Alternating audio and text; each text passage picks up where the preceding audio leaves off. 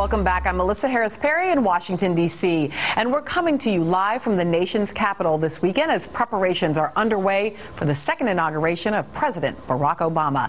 And of course, beyond the president's second inauguration, everybody is talking about the second term and the issues that President Obama will tackle in the next 4 years. Which brings me to the following question. Are there any such things as women's issues? See, traditionally, women's issues were defined as policies that emerged from women's domestic roles as wives and mothers. For example, in a bygone era, many thought that women were deeply interested in education, but not particularly engaged in global monetary policy. Then, second wave feminism ushered in a whole new vision of what women cared about: equal pay, reproductive rights, and a determination to engage in all areas of public life, not just those set aside for the ladies. But let's complicate it even further. Women are not a monolithic group. There are differences of race, class, sexual orientation, and definitely of partisan identification, as was demonstrated in the last election. Maybe we can't be sure what counts as a woman's issue, but it sure seems that we expect women office holders to shoulder the responsibility for making sure that these issues, whatever they are, get addressed. With a record number of women now serving in Congress, will it change the way that Washington works on issues, or the issues that it works on? At the table with me, Amy Walter of the Cook Political Report, Marian Wright Edelman, founder and president of the Children's Defense Fund, Congresswoman, Democratic Congresswoman Karen Bass of California, and Stephanie Shriok, president of Emily's List. So nice to have you all here. So, Emily, you work fundamentally to get more women elected. Is this because you believe women govern differently? We sure do, and Emily's List really believes that we're going to get to the right policies in this country when we have an equal number of women and men sitting at the table. And this past election, though, we really feel was a mandate for women's leadership. We saw historic numbers of women elected to Congress. We have a long ways to go, and we're far from done. But we also saw in some of our research that when we explained to independent women voters in particular that there was this historic number of women, they really believe it's going to make a difference. And the truth is it will. Stephanie, it feels to me also like part of what Emily's List made a decision to do was to say, yes, we support women, but we also support women, and one of the key issues that was still reproductive rights. Congresswoman, is that the sort of breaking point with women, or are women able to work together in the House of Representatives, in the Senate, regardless of the pro-choice, pro-life divide? Well, I think that's an important divide, but I do think that women work across the board on issues, and women work differently, and I do think that it's going to make a big difference this time to have so many women there. So the pro-choice issue is absolutely critical, but there's many other issues that we know that impact women. And I wonder, Ms. Edelman, if one of those things is, as much as I said there's not one set of women's issues, if childhood poverty becomes one of the spaces where Democratic and Republican women alike may have a vision for being able to implement some of the policies that Children's Defense Fund is thinking about. I love these really provocative ads about the impact of childhood poverty and the idea that children who start out poor end up with a much larger or greater likelihood of ending up imprisoned, much greater likelihood of ending up homeless, much greater likelihood of ending up pregnant as teens, and so you actually put these baby faces on these various social conditions. Is this how women legislators in part see the world, that it is their children who might end up in these spaces? Well, I think so, and I think that they've got to raise a ruckus to make sure that every child has a level playing field and that every child is safe. Women have to take care of the children primarily. We're getting better, but child care and a range of work supports are crucial. Women, as we know, 6% of them are single parents, and they can't always, in the black community, can't always make their ends meet, and the wages have to be. So we need to deal with wages, we need to deal with jobs, we need to deal with work supports, we need to deal with safety. I love a comment from a mother the other day that said that mothers have to become single-issue voters on gun violence. I don't care who we are, because the NRA is a single-issue lobbyist, and we have got to determine that we're going to keep our children safe. So I think that because women still are, the primary caregivers in some ways, despite the progress that we've made, we have got to have an agenda that supports families and children, and it's economic, it is social, it's cultural, but it's also, we've got to now, before us, I think women going to be the key to the gun violence change. So this is fascinating, right? Because what I just did was what I said we shouldn't do, which is I essentialized women, right? And I said, okay, women are moms and women care about kids, but you know, and yet there is this way in which we see women legislators, in fact, in states and in the national government, introducing legislation that is quite different than their male counterparts in the same party. You know, I sat in a lot of focus groups during the 2012 election, as I'm sure all of you did as well, and a lot of them were these swing women voters, right, because they were going to determine this election.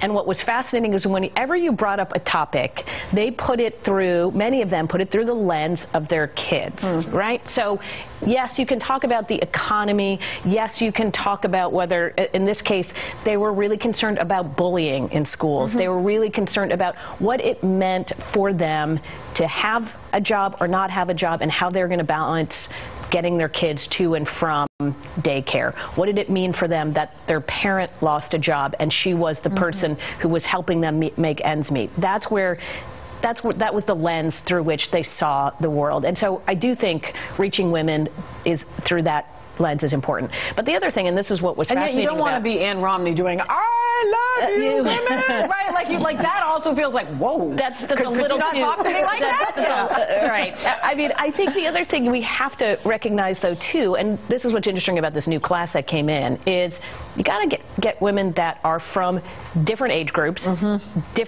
come from different backgrounds, and at the same time, they're going into a system that still is, not only is it still dominated, of course, by men at the top who are the committee chairmen, et cetera, but it's a system that was created by men. So it is. So you have to sort of get in there. The question, and this is really the question for you, which is, do you then say, we're going to change this culture, or we're going to be just like them in order to fit into that culture? Wait in on that. Absolutely never.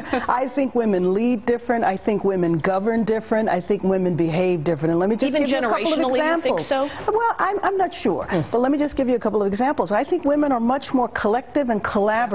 Men are more competitive.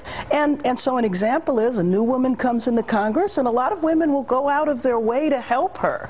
Versus, and I'm not saying the men are necessarily mean to each other, but I think they're more individual focused and we're more collective focused. And there does seem to be so much competition, I mean, amongst the men. You know, I look at the United States Senate, and here we have 20 women in the United States Senate for the first time in history. First time in history, though. I gotta remind everybody, there's 100 members of the Senate. There are 80 men still there. But to look at Patty Murray, who's chairing budget now, Dianne Feinstein, of course, has been on intelligence, and Barbara Mikulski chairing appropriations. I mean, it takes time to keep this pipeline because the system is set up about seniority. But when you it takes a long time to get there. But the other critical pipeline is at the state level, right? So when we look at governors, like, so I hear you and I think, oh, that's so, I love that story of, you know, I love those images of the 113th Congress.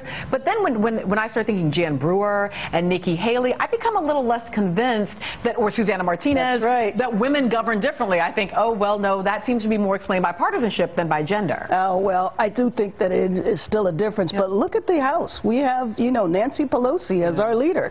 Although, you know, Boehner is the Republican speaker, but all of us view Nancy Pelosi as the Democratic speaker. And look at the leader that she's been. She's very strong, very forceful, but she's still a leader that brings everybody together. And Boehner clearly has been unable to do that. But, you know, politics and your ideology is absolutely critical. So I wouldn't necessarily look to the women that you just described to behave in that way. So I do think it's gender, but it's also ideology. All right, it's that cross-cut. Let me ask you, as we go to break, Mrs. Edelman, what is the one thing that you would ask the new class, the 113th Congress, to do relative to policy immediately on children's poverty issues? We've got to have a jobs program, and we've got to have, you know, the strong early childhood system that includes comprehensive child care to help people work and not sacrifice their children. And we've got to begin to break in and prevent and intervene early.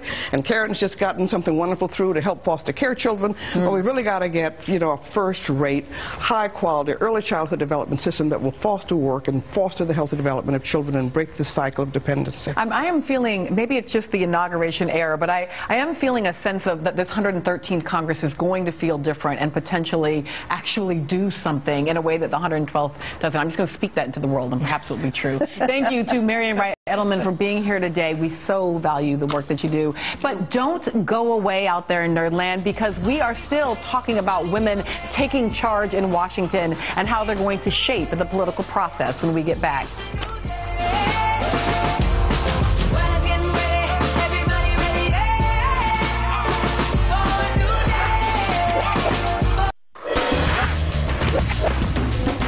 We're back with more Nerdland on our D.C. road trip, and we're here in the nation's capital today. Joining the panel now, Nia Malika Henderson, political reporter for The Washington Post. So as we continue to try to think about what difference women make, you have been covering Washington for a long time. Is it different when women's voices are part of this story? I think it certainly is different, and we saw that, I think, from the 2012 campaign, and that focus on women and this influx, 20 women in the Senate. There had been, when Clinton ran, she gave that famous speech about 18 cracks in the glass ceiling. I think lots of talk now about whether she runs going forward, what sort of women are in the pipeline for 2016, and all sorts of offices. So I think it changes the dynamic of conversation, and I think one of the things we should look at is this gun control debate and how it's being framed around women, around schools, and you saw, for instance, some of the gun rights lobbies talk about women needing guns to protect themselves. So I think this is going to be an issue, and look at some of those key senators like Kay Hagan, Mary Landrieu, folks who are up for re-election as this debate goes forward. So if that's true, and if we buy that women, whether Democrat or Republican, bring something unique, then should we be critical of the president's current cabinet choices for the second term? And the thing is, I get that I would, most of the time, as a matter of policy, even prefer having a Democratic man or a Republican woman on a whole variety of policy issues. But it also feels like we can't simultaneously say it makes a difference to have women in the room and say, oh, it's no big deal that the president's second cabinet has fewer women in it. And yeah, I have not said it makes no it makes no difference. I think it does make a difference, and I think people were right to criticize when that photo came out in the New York Times. All of those men, you saw Valerie Jarrett's leg, but in some ways, although I have no worry about Valerie Jarrett getting her voice heard whenever she wants to use it. She's very much a major player in the White House, but I think at those top levels of the cabinet, in that inner circle, it is primarily male. And I want to nuance this just a little bit, because this is also the first president in the history of our nation to put two women on the United States Supreme Court. Exactly. He had Secretary Hillary Clinton. He wanted Susan Rice. So it wasn't for lack of trying. The Republicans made sure that didn't happen. And he's maintaining, Kathleen Sebelius, who was one of our great governors, and now she's a great secretary, and Jenna Napolitano, another great governor. We were talking about governors earlier, talking about two that we would have. I'm torn. They're great cabinet secretaries. I would have liked them to be governors. We don't elect cabinet secretaries president. We elect governors. Yeah. Well, but these are good women. But that to me is the bigger question, and I think for a lot of Democrats, the bigger concern should not be the cabinet in 2013. It should be the pipeline in 2016 of women. And the Senate is great, and Congress is great, and no offense, but people don't like Congress so much these days. I don't know if you know that. So the place for presidents is governorships, and right now Republicans definitely are winning on that game, both in diversity, and it's not just women, but ethnic diversity. And when you have one Democratic woman governor, that's the place, I think, where if Democrats are looking to where's our pipeline, but that's where it's got. But you know, I actually think it's all important. So the cabinet, I think it's going to be very important to see what happens moving forward in terms of the president's selections. But I do think if we look back at what his first term was, I think the staff was roughly 50-50. Women were paid equally, if not more. So I think he has a good track record, and I will certainly be looking forward to who he appoints. And I do have, a lot of confidence that it's going to be much more diversity. And whoever published that picture, that was a mess. Well, that's right. It reflected the situation.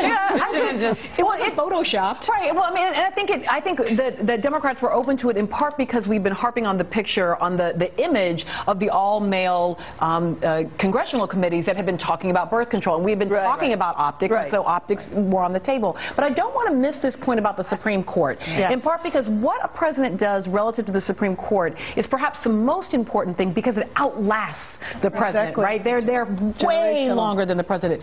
Two women, but there's a lot of federal several positions on the bench still left that are simply not filled, in part because of congressional inaction at the Senate level. So that calls for a lot of advocacy on our part. Number one, to find out which women are potentially waiting to be appointed, but then two, to advocate and make sure that they get those appointments and that the Senate is not able to block. And I think we're back to this past election, I really believe was a mandate for women's leadership. And now that we have 20 women in the United States Senate, 16 of them Democrats, we have a slightly larger margin of Democrats in the Senate. It should be helping getting these appointments through.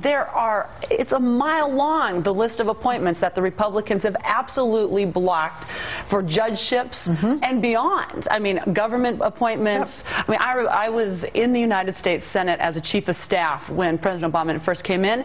It took us over a year to get U.S. attorneys and U.S. marshals through. This system has to change. The president should be allowed to make these appointments, and the Senate, yes, of course, should look at it, but they also need to move this quickly. We need these, and there's diversity in those judges. There are women in those judges. Our system needs these judges in place. This is so important to just point out that as much as we can have a critique of that moment, we also have to recognize the president has been hamstrung over and over again by the Senate. And of course, we are never going to level a critique at the government that we don't turn back and level it ourselves. So when we come back, we're going to ask about women in media, the women covering Washington, an inside look at who's really got the power. Our cabinet picture is pretty darn male, too, when we come back. Gotta keep moving on, fly away, break away.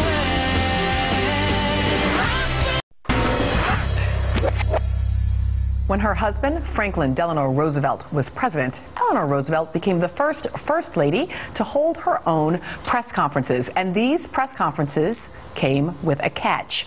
They were for women reporters only. Women were typically barred from the presidential press conferences, so Mrs. Roosevelt only allowed women to attend hers. Nearly 70 years after FDR, we see a lot of women covering the White House, but among the 5 major networks, 4 still employ men as their chief White House correspondents. The folks who sit on the front row in the White House briefing room are still mostly fellas, including our own Chuck Todd. Jessica Yellen and Breonna Keeler share the White House duties for CNN, and joining them in the front row is Julie Pace, newly named as the Associated Press's White House correspondent. But I want to come back to my panel and ask a little bit more about this question because, again, if women in the room matter, and if we're all critiquing the president's picture, the fact is our picture is full of a lot of guys, too. Well, you know, and we were on the campaign trail together, Nia and I, during the 2012 election. And the one thing I will say is there were a lot of women on that campaign bus. This wasn't boys on the bus anymore. Here, to me, is the threshold question, though, which is there were a lot of young women who were what we call campaign embeds, right, for the networks. They're the ones who are carrying the cameras. They're the ones who are getting all the shots. They're usually very young, and they're working harder than anybody else. I mean, I would say a majority of them were women, right? What I worry about, though, is that they're not going to make it up through. That's what we have to test, or we're going to have to check in the next 10 years. Did they make it up to the highest ranks? Because usually that was the place where you did your duty there, you got the payoff then into the big jobs. And I want to make sure that they do get there, but what I fear is what made them so good in those jobs, which is everything we're talking about. They were collegial, they worked together, they didn't think about themselves, they weren't, you know, all about thinking about their next step on the, okay, you're right, but they weren't always thinking about, to do that job, you have to be very community organized, and you're worried about your correspondent, the people higher up, you're not necessarily thinking about your own political future and your own job future. So what I worry is they do very well in those jobs, but then the boys who are thinking about what their next step was step over them and get the big job. This is the nice girls finish last narrative, this idea that the very things that sort of get you in the door may in fact make it more difficult for you to move up that ladder. That's right, because it takes some sharp elbows, and we saw with these young folks who were on the plane, mainly women, the big boys would come in and they would get the big stories. I think it's up to these networks, up to these outlets, the Washington Post, the New York Times, to identify young folks, young women who are in the pipeline and to give them some support and mentoring. You don't often see that in, well, you don't see it at all really in Washington. I will say, even for myself, and I think it's particularly glaring that there aren't a lot of African American women doing this at all. I mean, I sometimes count. Diversity in I count. sometimes count myself, and it's, you know, maybe 10 or so African-American women, and I don't even know if I've gotten to 10 on this list here. I mean, it's like Gwen Ifill, Helene Cooper, I'm in, you know, involved in national politics. So it's a real issue. That makes sense. Well, what I look at this, I mean, we definitely want to see more women everywhere. And one of the things, I'm going to put it on us. There's a little bit of putting it on us here. Those of us who have been successful, who have gone through the ranks and are now in positions to help, we need to help young women. We can't just say, it's up for you to find your way through. There is a network of about 250 years in this country of men working together. They know each other, they're friends, they think about it first. Our network may be 30, 40, 40 years old, and we have to use it better. And when I look at what we've done at Emily's List, and one of the reasons we had this great cycle is that for 28 years, Emily's List has been building this network on the elected official side and making sure there's women running for the legislature. So when those House seats open up and someone who's great in the California Assembly can run for that Congress seat, and then ultimately for Senate and for governor, it is about this pipeline, but we've got to keep working on it every day. Stephanie, it's such a good point. Emily is not someone's name. Emily is an acronym that means early money.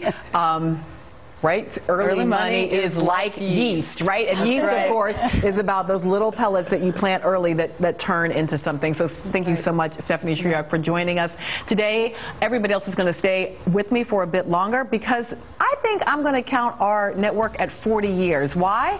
Because we are right now at 40 years after Roe versus Wade. And yet when we ask young people about it, it turns out a majority of them don't even know what the landmark case was about. I'm serious. When we come back.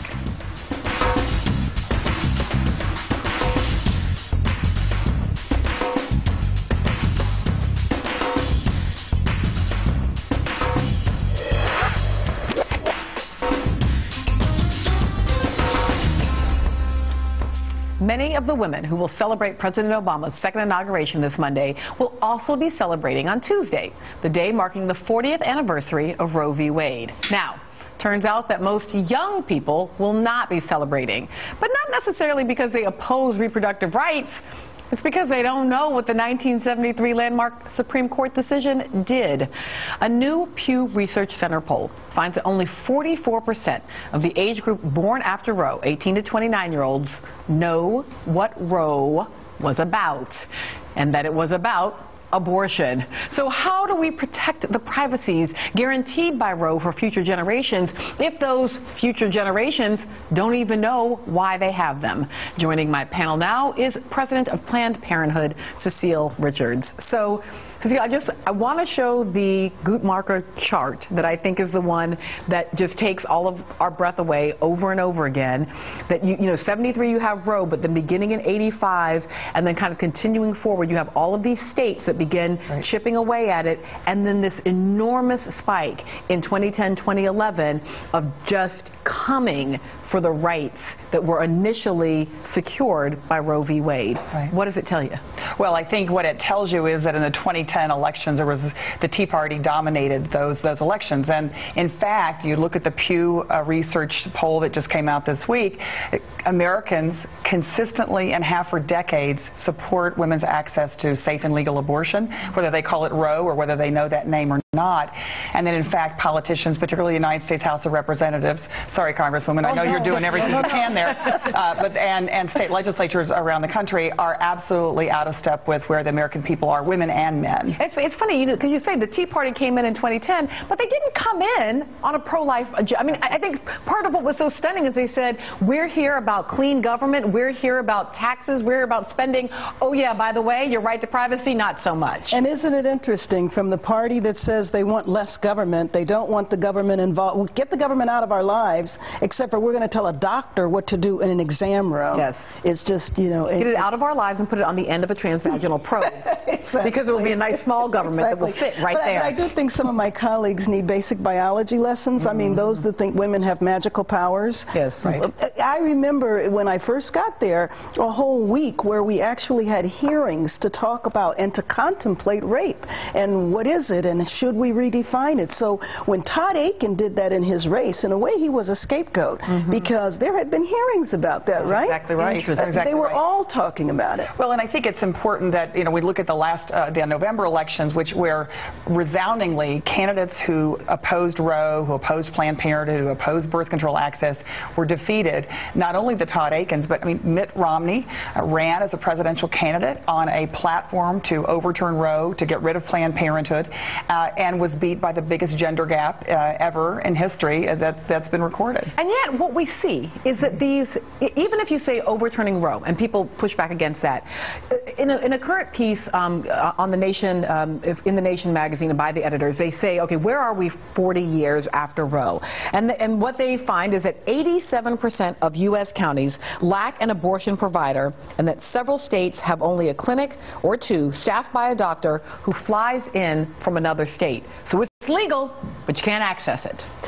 Yeah, and I think that's a real problem. I think on the national level, sort of the national politicians have won the race. If you look at 2012, but on the state level, there is this consistent erosion in terms of access to abortion, in terms of abortion rights, and I think young people, if polls are to be believed, and they voted for Democrats and they believe that abortion should be legal, I think feminist groups and pro-abortion groups have to find a way to engage those folks and educate them, because they're going to be the ones that are on these grassroots levels and at the state levels looking to forward some of these rights. And I'd say, in that vein, what we saw at Planned Parenthood over the last 2 years, when we had unrelenting assaults at the state and the federal level, not only about safe and legal abortion, but even just the ability to access birth control, an explosion of young people joining Planned Parenthood as activists, as donors, as supporters. And so I actually feel like, in many ways, they may not know what the word Roe means, but they know it when someone says, we're going to now take away rights that you have. So I actually believe that this is, at the long haul, it's backfired, these attacks, because what it has done is woken up a whole new generation of young women and young men. But I wonder if we don't need to push harder, given these erosions. So I'm a supporter of Planned Parenthood, as you know, and of reproductive rights. But I also know that part of what Planned Parenthood has done is sometimes in its public discourse it says a lot of what we do is cancer screening, which is of course true, cancer screening, wellness. And as important as that is for demonstrating the kind of broad set of projects that are part of Planned Parenthood, it also sometimes moves away from simply staking ground that says part of what we do is provide abortions. Abortions are a protected medical procedure that are between a doctor and a woman, and that's what we provide here. You look at things like the Chicago Abortion Fund and other abortion funds that not only say that, but say, hey, and if you can't afford it, right? So I wonder if we actually have to push even harder, rather than accommodating the idea that abortion is something that we should be ashamed of. Well, we're definitely not ashamed of it. It's important to us that women have access to full reproductive care. I don't think there's a bigger advocate or advocacy organization in America. And unfortunately now, not only are we fighting with Congress over issues of access, but state legislatures in 50 states. I think what's important, though, is that people understand, and this is what is reflected over and over again, is that people believe strongly in this country that the right to make a decision about a pregnancy, whatever that decision may be, should be left to a woman and not to politicians. Right. This is consistent. Right. And again, I think it goes to your point, Congresswoman, that why do we have this move to now we reject government restrictions in every other part of our lives, and yet we have politicians who are literally getting in between the doctor-patient relationship in this country. You know, it is interesting, too, because when those debates happen on the floor, you really find the men passionately arguing this, even the Republican women. And it wasn't until the press started noticing that that you saw the Republican women really get up and make a stand. When I was in the state legislature, my female Republican colleagues used to sit there and somewhat hang their heads while the men just railed, just on and on and on, passionately, about a woman's not having the right because to they're choose. not going to have to face it, because the complicated, difficult, emotional, medical choices are, in fact, embedded in women's bodies, and therefore it ought to be our voices. More on this, because I want to talk a little bit more next time about all the wonderful things that the uterus does when we come back.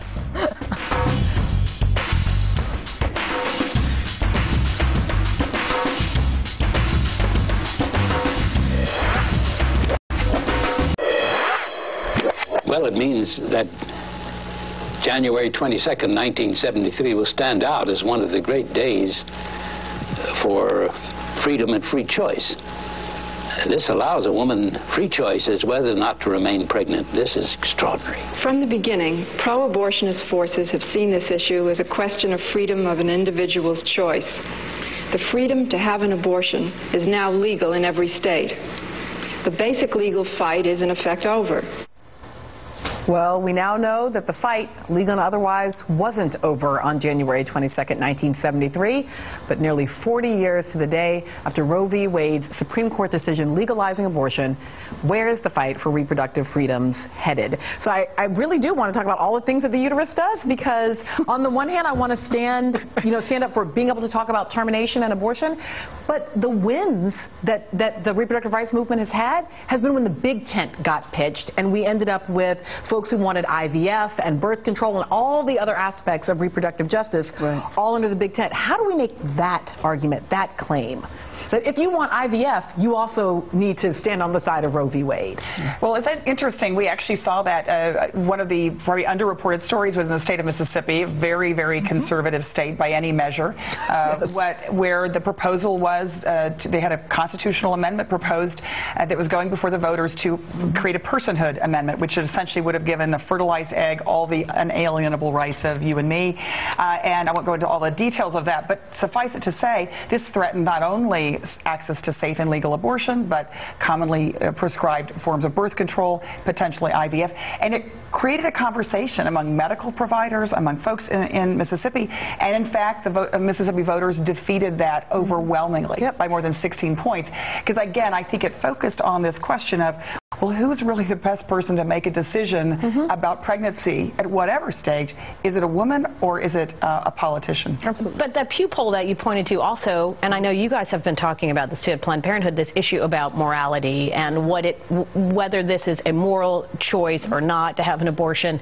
And, you know, it is obviously still, even for people who say they support Roe versus Wade, very conflicted about this, right? And so I think that is so much of what the debate has been about, is allowing that conflict to stay there, to say, we understand that this is, for so many people, still going to be at its core. But the thing is, I want to take that seriously. Like, as a person who has done almost everything with the uterus that one can do, right? So I have a child, I have had an abortion, and at a certain point I became so ill that I had a hysterectomy. So I made all sorts of choices about how to use and dispose of, ultimately, my uterus. And there is none of those choices are easy. At every point you are asking yourself about your future, and you're asking yourself about where you are now, and there are all kinds of moral and ethical and prayerful decisions that become part of all of that.